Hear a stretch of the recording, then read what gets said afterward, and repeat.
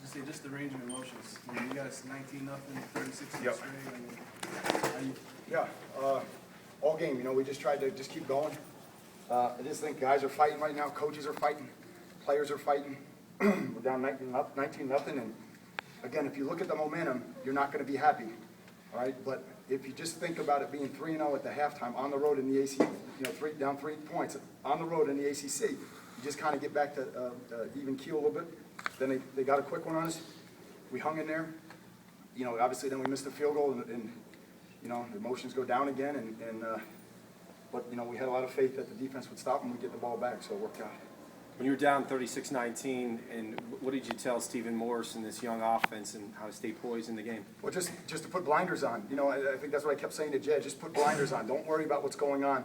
The defense will settle it down. That first drive, they hit the fullback a couple times, and then they had 2 checks to perimeter, either toss or pitch. I can't remember, toss or he pitched it on the option. I can't remember, and they got it easy. I knew that wasn't going to hold up all game. Mark would adjust to that, and he did. And I just told Jed and those guys, just put blinders on. Don't worry about what's going on. Just control your plays one at a time. And I think, going down and getting 3, although it might have seemed inconsequential at that time, was huge because we had a good drive. We moved the ball, and we learned a lot about what plays are working, and then we answered after that. That final drive before overtime, quick plays, long drive, how'd that work? Yeah, I mean, think about the guys that stepped up on that drive. DJ Johnson, right? Mike, Duke, I think Rayshawn, quarterback, had one. So, again, I think a lot of guys stepped up, and clearly we protected really well down the stretch and gave Steven time to just step up and rip it. He wasn't ripping it early in the game. Hit a couple in the dirt on the slants on the perimeter. He came up short on the go to Rayshawn, and we just said, hey, just throw it out there. Let him go get it. Please. Coach, obviously, sometimes unlikely guys step up. Devon Johnson, amazing game for him today, and, Yeah. and that's kind of the mentality, right? Well, the deal is this, right? He's earning the right to be on the field in that opportunity by what he's doing in practice. So I know he's not a guy who has been in that situation before, but he deserves that opportunity, and he's come through for us. So I'm real proud of him. I saw him after the game. I know he was emotional because that was really the first time he was in that, when the game on the line, and he's worked his whole career for that. And I know there were some other guys that were in that situation too. I'm proud of him. Eddie Johnson stopped more. I think it was Eddie Johnson on 4th down. Yep. In overtime, we talked about that. Again, I went to Mark and I said, do we need to, do you want to call timeout when you see the formation? And he said, I got it. So I knew he had the right call. I think he had a good feeling of what was going to be run, and Eddie played it perfectly. And I got nervous when they measured because it was a long day in that capacity. But the guys down there were telling me it looked like it was going to be short. So. What does it say about this young team a couple weeks ago to now? I mean, you look at 180 degrees. It's huge. And again, the only way you get experience with a young team is you play. And again, I don't know how many other teams in the country have been on the road, three of the 4, 2 in conference and 1 against the top 15 team. I don't know how many teams have done that.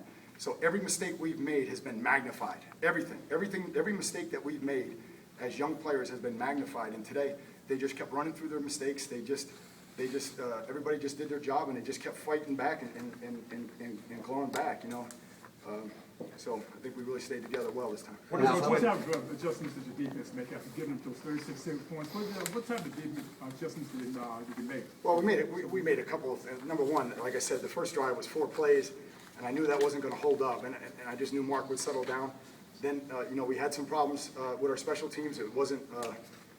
I think we either kicked a field goal or scored, and then we kicked it off, and they got a good return. We gave them a short field. You can't do that. The punt, we gave them a short field. You can't do that. And then if you really think about it, turnover in the first half, okay, with the interception, okay, and then another short field on punt coverage. Other than that, I thought the defense really played well. They hung in there. It's you got it just the whole game. You just got to keep canceling your assignments, so I think they did a nice job. Mike James, just the day he had today, just kept plugging and got into the end zone. Yeah, I mean, I think, again, I look at all those guys. Those guys are getting a lot of touches. Again, I thought our time of possession was good. I thought Jed had a really good game plan on offense in terms of trying to get a beat on what they're doing. I think we ended up with like 600 yards, so it's good. And on defense, we never really got the takeaway, I don't think. Did we get one? Did we end up getting one? I don't think we ended up getting one. But Did we get one? No. No. All right, but I mean, it was just like, we had hats on the ball all the time, except for that first drive in the second half, and I was really hoping they would get one, but I thought the defense did an excellent job against just a great offense, prolific offense. What did you, Al, how do you what explain did- the step up in toughness, physicality? I mean, it was unlike anything since, certainly since you've been here. Well, I think, I think we're in good condition. I think we've played a lot of guys, I don't know what the play count looks like, but I guarantee you, we played a lot of guys. And then we had some other guys that stepped up. Ben Jones played a lot of football for us today and did really well. We had some other guys dinged up at tackle, and he came in and did a good job. So, again, I just think we stayed together. That is a tough team. You can say whatever you want, but that is a physically rugged team, mature. They run the ball, wear you down, and very active on defense. And we're grateful to come out of here with a win. What injury to Malcolm, what was that like for you going out to the field? Just, you could see from 50 yards away that something's not right.